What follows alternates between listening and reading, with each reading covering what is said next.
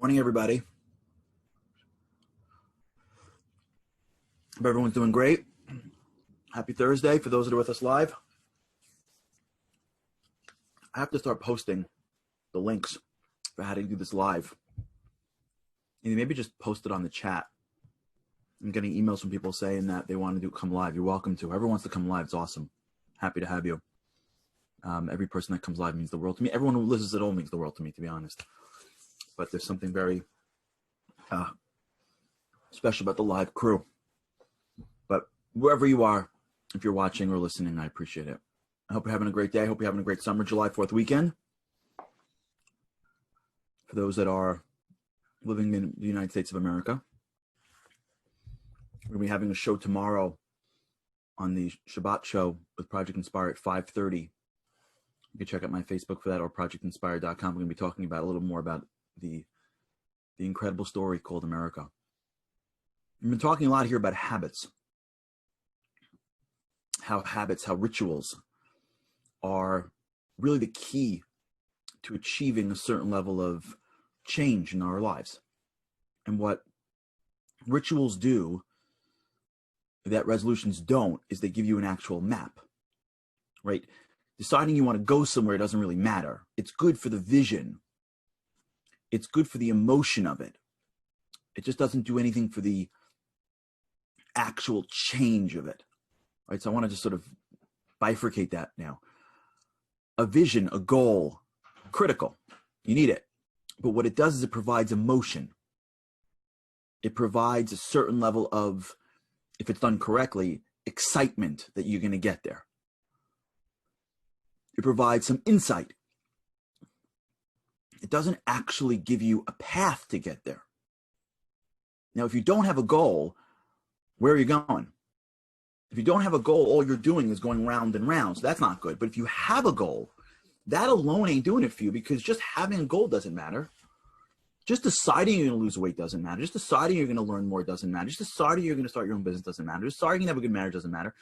It's important because the clearer you see it, not only will it excite us to get there, it also provides a little bit of insight as to what there is, so we know where to go. But change is a neurological procedure in which the brain creates new neuroconnections, gets rid of the old ones, so that you are actually a different human being. Now that happens through rituals. That happens when you give your brains new neuroconnections. When you create new code in your brain, and code doesn't come by typing into some computer. Code comes by having very similar thoughts in a very consistent way. The simpler the thought, the more consistent the time you have it, the greater the neuroconnections. That's why when you go to a classroom and the teacher is like talking 100 miles an hour or speaking about concepts that are beyond you, you have no idea what's flying, you don't remember anything.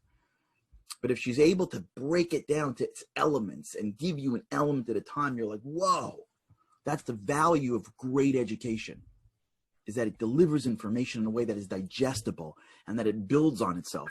The reason why that's so valuable is because what that does is that aligns with your brain. If you're not going to align with your brain, then you have to override your brain with emotion, and that emotion is going to go away.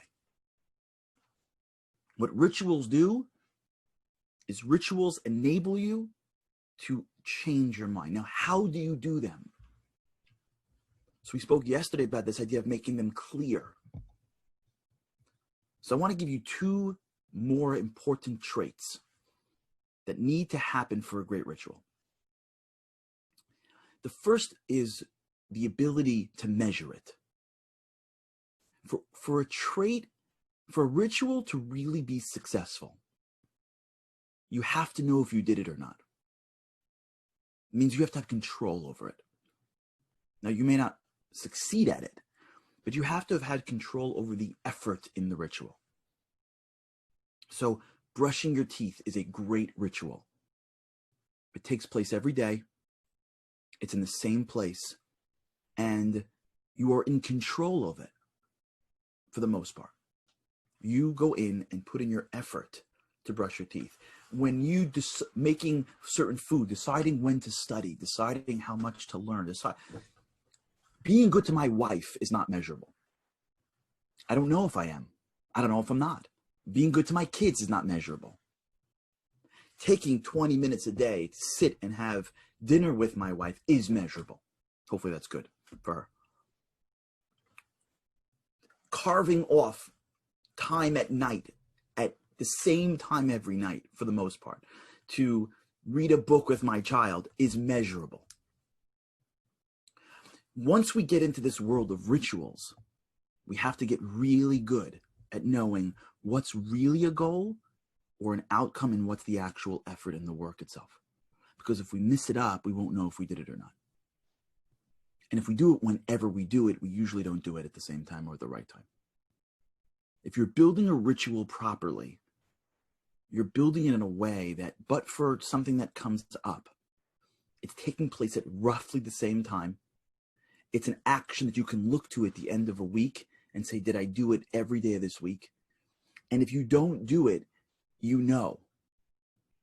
If you have to study a certain amount every day, if your goal is to become better at your job, and you want to read a certain amount every single night of a book, you'll know if you hit your pages or not. Now, as we build on this, we'll talk about what happens if you don't do it, what happens if you do it, giving yourself rewards, creating consequences. We're getting there. But I want to build slowly and correctly, hopefully, so we can really build this up. If it's read a book, it's not a ritual. You know why? Because I'm not really going to read the book. So the rules that we've been speaking about here, but I want to review is measurable, and we spoke about the idea of +1. +1 means it's a little bit more. It's not going to require me to change my day. It's not going to require me to change my life. And it's also not going to require me to use a lot of emotion. Remember, we got to go to the well for willpower. We can't go every day to the well and drain the well. I can't wake up in the morning and go, I'm running a marathon and I'm doing 26 miles a day, because that'll be my entire day. I can't read a book. I can't go from not reading to reading a book a day, because then I got to do this the entire day. And then as my world goes, what about me? What about me? I got to go back to that well and draw all my willpower. I'm done with my day. I read my first book. I got nothing else for everybody else. The next day I'm like, I can't do it. I got to pick up the rest of my life. The excitement of getting to our destination is too great. We have to hold back on that. The way you build a ritual correctly is if it's +1. It's a little bit more than you've been doing. It will not disrupt your entire day. It won't be very painful. It'll be slightly uncomfortable. That's how you know you're in the right zone. If it's slightly uncomfortable, that means you could do it, because most things that are slightly uncomfortable you can do, like we spoke about here, the Navy SEALs 40% rule, right? When you think you get nothing left, you've only hit 40%. So whatever we think is slightly uncomfortable is just because we don't want to do it. And if it's not going to take up too much of my day, it's really not a question of rejiggering my life. It's really a question of, do I want to do it badly enough? So when I go to the well for it, and I start going to the willpower well and having to draw out willpower for this, it's not going to take up my whole well, and I can do it. If it's a little bit harder than I've done before, if it's measurable, and I know if I did it or if I didn't do it, and the third thing is if it's connected to my overall vision. Why am I doing it for? What's it doing for me? I know where I want to go. Is this at least generally taking me there? I don't have to create a clear path. I don't have a clear path. I can't see a clear path. That's not how paths work. You don't see 7 miles from here. You only see the next few yards. You generally know you're going in the right direction, but you don't have to worry about seeing it. All you got to know that it's in the right direction. Now, if you've got something that's not going to require too much time and attention, it's going to equate a little bit of willpower from your part. You can measure it, and you know it's taking you in the general direction. Now you know you've built your ritual. It's clear. It's concise. You can do it. There's no like, was this too much? You know all you got to do is get up in the morning and make a decision to use your willpower to get it done. You know if you did it or didn't do it. And you know in your heart that it's getting you closer. And the reason why this is so critical is because what each thing gives you. Now watch how we play this out.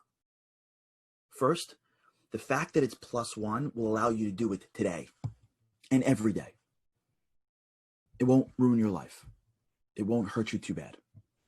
So all of that, like maybe we shouldn't, you've now taken a huge piece of that part of your brain that wants you to not do something, and basically somewhat silence it, because it's not going to destroy your life. It's not, you don't have to quit your job. It's just a very small thing, and you've allowed yourself to sort of like siphon off half the enemy. Half the enemy of change is, oh my God, what if we change? What if we change? But what? What about all your friends? What about your family? You're going to die. How can you live without this thing? Are you kidding me? If you don't sleep, you're not going to be able to function. This person's going to look at you and go, who are you? What about this? What? All the stuff, all that stuff that drains us of our ability to go to the well properly, gone. It's +1. It's 5-10 minutes a day. I mean, how long is this thing? Number 2, watch how this works. Remember how we spoke about how rituals really align with your brain? Well, how do we align with your emotion? Well, what is one of your critical psychological needs? There are 3 psychological core needs, remember, and they're spiritual needs. Mastery, competence, connectedness, and autonomy. So now what happens if you measure something?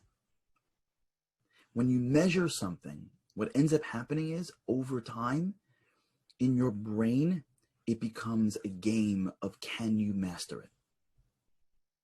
Why is it that people play video games? Like, why? Why do you see people on a train playing Candy Crush? Forget video games. Why do you see people playing any games? By definition, except for those people that are profiting off it, a game gives people very little tangible results. It's a game. It's made up by somebody. It has no real value in your life. It's an escape.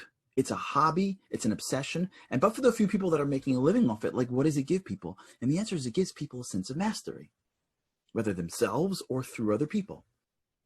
So there's a certain feeling you get when you play basketball against your friend, and it's a 7-gamer, and you score and you win. The game doesn't matter. It's an amazing thing. I'm a fairly competitive guy. I hate losing. I'm working on myself throughout my life to be okay with it. And one of the ways that I work on myself is that mid-game I tell myself, who cares? It doesn't work as much, but I tell that to myself. Who cares? Why do people play just to play? Because when I have a game, it's clear. It's measurable. I know if I scored. I know how I win. I know what winning and losing is. There's a clarity to the game. And so as soon as there's a clarity to the game, my brain descends into the weeds. And while I'm in it, stops being able to tell whether or not it's important or it's not important. Remember we spoke about this? The person who cries when he watches a movie of somebody dying or reads a book of somebody dying, that person is an actor. He cries because the brain can't discern sometimes between what's real and what's synthetic. So when I go outside to the backyard and I play 1-on-1 or I play a 2-on-2 with my friends, and it's a 7-gamer and it's made up, and in 10 minutes from the game, nobody cares. We're playing hard because there's a sense of mastery that you get just because you're in a measurable activity with winners and losers. When a guy goes to a golf course, a woman goes to a golf course and plays against themselves, and it's about how many strokes you take to get in. Why are they playing so hard for it? They're just playing against themselves. They can measure it. If you take the same person, put them on a court, and there's no score, and it's whenever, they're not going to play as hard. And it's, let's play until someone wins. What's winning? I don't know. How much is a point? I don't know. You go to a basketball game, and they're like, what happens if you go behind the line? They're like, whatever. What happens if foul shot? They're like, I don't know. It's 2 points. It's 6 points. It's not really any points. It's going to stop in the middle. You're like, what are we doing here? The players are on the court. The ball's in their hands. You're sitting in the seats. You got everything you want. The only difference is that you've just sucked out the measurability of the game. Game's gone. Nobody cares about a ball. They care about what's being measured. Because when you measure something, you can gain a certain level of mastery over it. And it's the mastery that they like.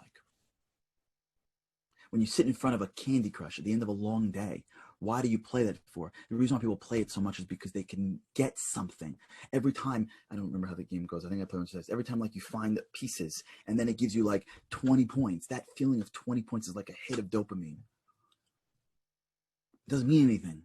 In fact, It costs you money, half of these games, because to unlock boards, you have to spend real money. And people do it anyways because they don't care. They just want to feel that they're achieving a level of mastery.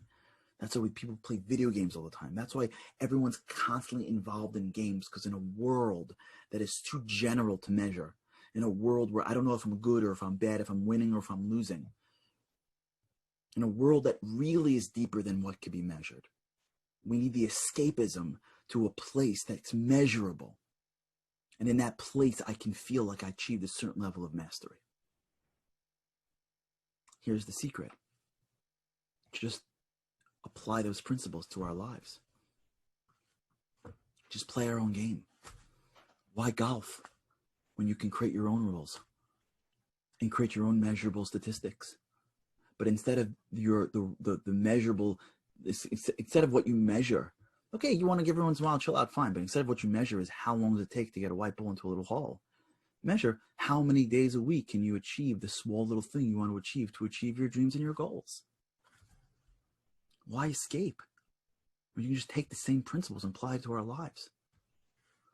If I want to read a book every day, I'm going to read a certain amount of pages every single day. Yeah, I got to figure out how many. If you walked onto a basketball court and someone said, yeah, for every shot, it's 150 points. You're like, 150? What are you, crazy? And you got to get 7,000 points to win a game. You're looking like, what are you serious? Yeah, whoever's making the rules of the games uses a certain level of smarts to know how much each thing should be worth. Well, so should we. How much should each thing be worth? Make the rules of our own lives. And when you create a ritual that you can measure, what's happening is every day that you get it, there's a hit. I did it. Now, especially if you want to, we'll talk tomorrow about consequences you want to put on, but forget that. I did it. You look back at a week and go, I'm 6 for 6.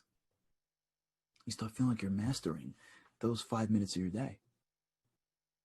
You start feeling like you're mastering something. You don't feel like you're just running around reacting to the world. Now, here's the last piece to this. When you've linked not only the action to something that's measurable, but when you've linked it to where do you want to go, what happens is, as you get closer, there are moments of emotional excitement. So you want to achieve a greater connection to God. So you tell yourself every day, I'm going to study. I'm going to pray. You wake up every morning, and let's make this even, you wake up every morning and you talk to God. So every day you get up and you talk to him. 15 minutes a day, you and God, one-on-one. All of a sudden, one day, a week or two later, you walk down the street or you see something and you feel a connection. And you know it's because you're a deeper person. You know it's because of the work you put in. Or you want to spend time with that child. And every day you go home every day and the kid's yelling at you, and every day you do it. And you check, I did it. And you feel good. You're mastering. You hit your 5 minutes, hit your 10 minutes, hit your 20 minutes.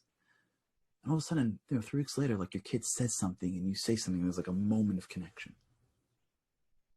What you feel at that moment is this emotional, I'm getting closer. So what you're getting now is not some outside inspiration that's coming at you, you should be better. You have an internal inspiration of, I'm getting better. We'll talk about this tomorrow, called momentum. Very connected to what we're doing here. And that momentum is what propels you. It like solidifies those rituals. Now you're never turning back. Now the brain's got these tight, you're just like cementing those rituals. And off you go. Willpower, mastery, emotions. And they keep on turning. And as the willpower goes down, the mastery goes up and the emotions solidify. Before you know it, it's who you are. All right, we'll continue this tomorrow. We got to figure this. Hopefully we'll finish this up tomorrow. It's Friday. We'll finish this up hopefully, and we'll keep on rolling. Until then, thanks so much for tuning in. Really, really appreciate it.